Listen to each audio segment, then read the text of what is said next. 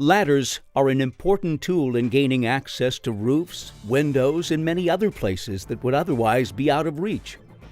In this program on ladders, we have shown you basic information about several types of common fire service ladders.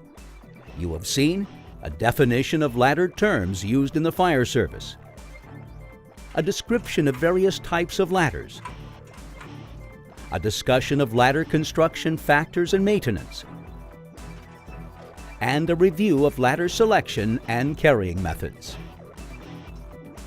Every second counts at many emergencies, and many times getting the right ladder to where it's needed can make the difference between a good save and tragedy. Learning and training with each type of ladder on the apparatus is the first step in making sure that you are ready when needed.